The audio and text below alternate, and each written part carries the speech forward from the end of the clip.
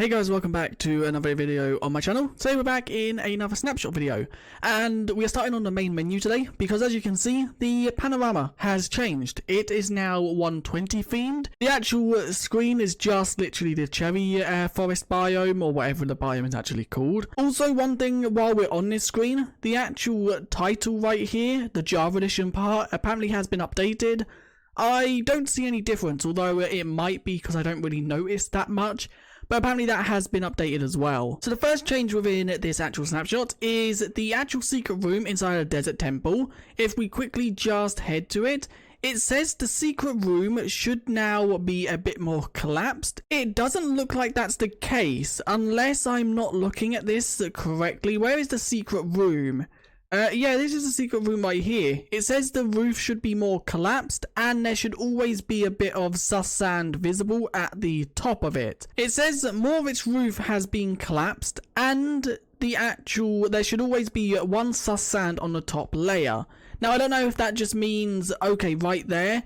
I don't know if that means more of the actual top blocks here have a chance to be sand now, but apparently there should always be a block visible of sus sand. It seems like in this case that was covered up. Change with sus sand as well is you can now actually plant cactuses on them. So if we quickly just grab a cactus, you can now plant cactuses on top of sus sand and also sugarcane if the sus sand is next to water. Now let's quickly cover Sculk blocks, because these three, the catalyst or the shrieker, the sensor and the calibrated Sculk sensor, have been updated. So the first one is the Sculk Shrieker. When it's waterlogged, the actual shriek it sets off will now be silent. So as you can see, it's shrieking, the particles are visible, but it didn't actually make a noise. Now if this has the can summon tag to true, and you set it off, it will still summon Warden when it's finished shrieking. You just won't hear the shrieking sound. And also the actual shrieker is now within the redstone tab. Now the change for this is the default redstone output has been modified to make it more reliable. I don't exactly know what that means. I think that means when you have redstone coming out of it like that, that's been modified to make it more reliable on the actual redstone source. But once again, I don't know if that's entirely correct, and I don't know exactly what this change means. And finally, it now also says that it strongly powers the block it is placed on. I, once again, don't know what that means. I think that means it probably puts or outputs a strong redstone signal on the block it is placed on. I really just want to try this because we can actually see what output redstone signal it gives. So yeah, as you can see, the block underneath gives an outstone or redstone signal of 11 when I jump. What about when I walk? It is now 10.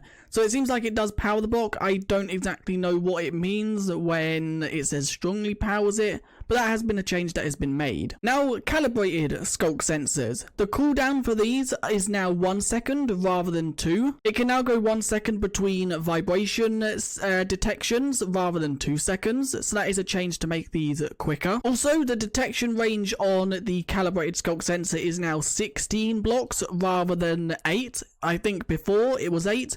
It is now 16, so you can read detections up to 16 blocks away from the actual sensor itself. And inputs going into the side that has the amethyst on is now more reliable. So, for example, it can now read detections through blocks and certain things like that. If the block in front of the actual purple thing like this has a redstone power, then it will take that rather than always having to have the output go into the side itself. Now, there has been a change to enchantments and bookshelves. So when you actually have an enchantment table, you can put obviously bookshelves around it to increase the enchantment level. I don't exactly know what replaceable means because I've gone through and placed like quite a lot of different types of blocks in between the actual enchantment table, and none of them seem to actually work. They all still block the actual thing. Maybe signs might work if I quickly just do that. Yeah, as you can see, it still takes away. If I break the sign, as you can see, it's now level 30. So I've tried a load of different types of blocks and all of them seem to still block the actual signal.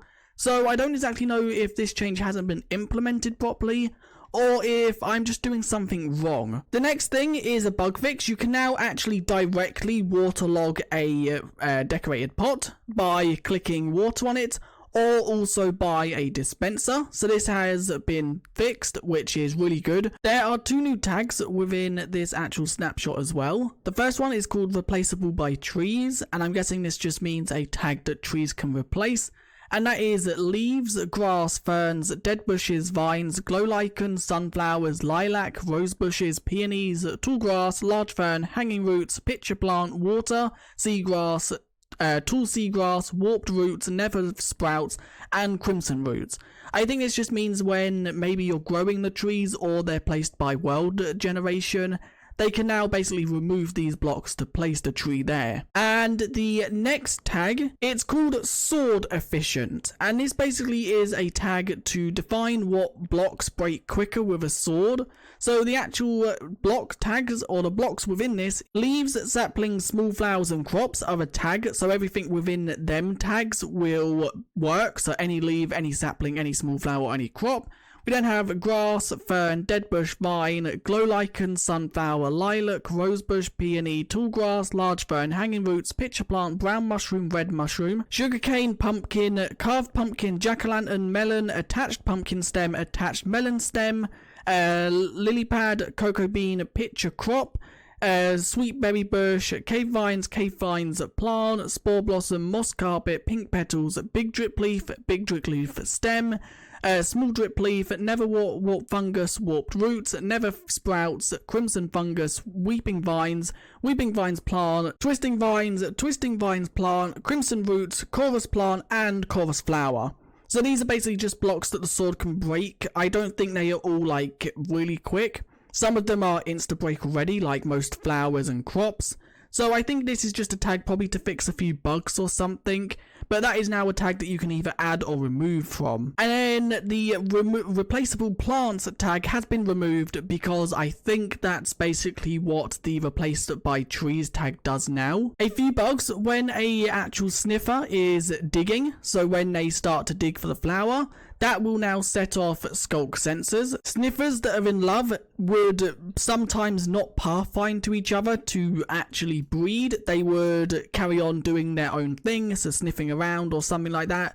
Now they will actually go together, and it seems like they kind of stay together for a bit too long, but you will eventually get the egg. And also, sniffers will no longer dig if they're in panic mode. So that means after they are damaged by something, they can no longer dig or sniff while they're in that panic mode state. Sniffers can once again dig in normal mud blocks. This is a block they could dig in, but for some weird reasons the sniffer would choose not to. There was a bug fixed where you couldn't plant bamboo on top of suspicious gravel. That has now been fixed.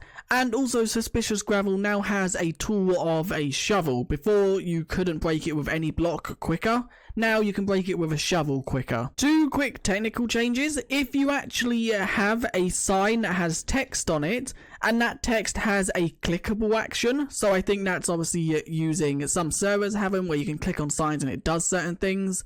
Well, that will now still pass through the click even if it is not honeycombed.